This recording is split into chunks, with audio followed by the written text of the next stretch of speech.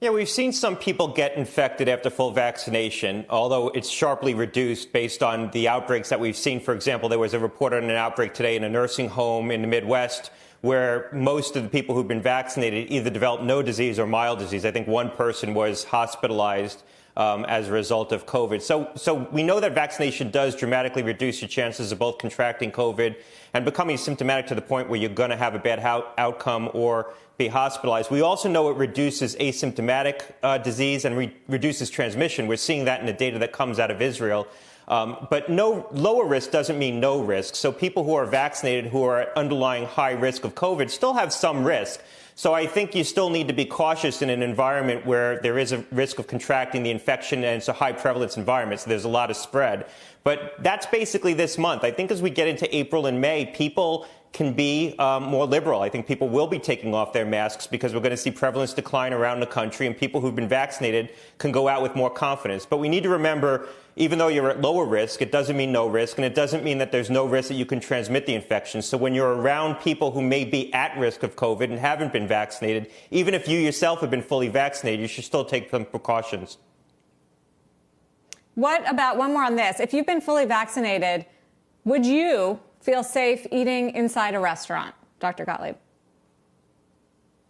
Right now, no. I mean, when I go out to restaurants, and I have been out to restaurants, I've eaten outdoors. I'll probably continue to do that even after I'm fully vaccinated. I think when we get into April, May, and the prevalence hopefully starts to decline, I will feel comfortable going back indoors into congregate settings. I will have people over. I will host barbecues. I did that last summer as well when prevalence declined. So I think we just need to be prudent. When you're fully vaccinated, you're at lower risk, probably substantially lower risk of contracting COVID, especially if your underlying risk was low to begin with. So I think that you can take more activity. You can take less precautions. But right now, March is really a difficult month because the prevalence is still fairly high. We still have these variants circulating. We don't know which way it's going to go, especially in the New York region where 1526, that variant that's become epidemic in New York, is circulating. We don't really fully understand it yet. So I think as we get into April, hopefully the risk continues to decline and people can start to take more actions. They can start to engage in more activity. So Senator Paul was right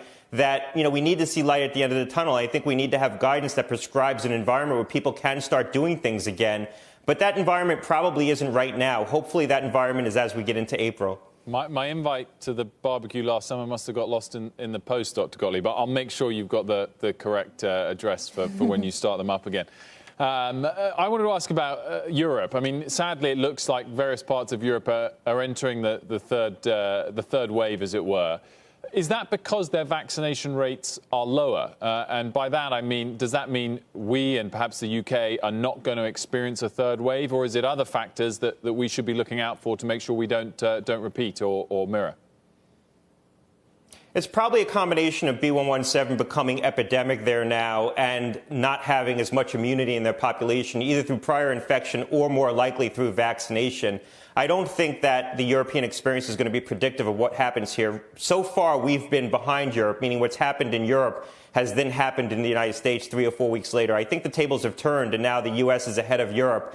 And hopefully we have enough immunity in our population right now. We're continuing to vaccinate at a fast enough clip that we're going to stay ahead of variants like B117. And in places where you see B117 becoming the predominant strain, like Florida, Texas, California, you're not seeing cases tick up again. They've maybe plateaued, and I think we'll accept the plateau for now if it means that we'll continue to vaccinate against that, and then we'll start to see declines again as we get more vaccination to the population.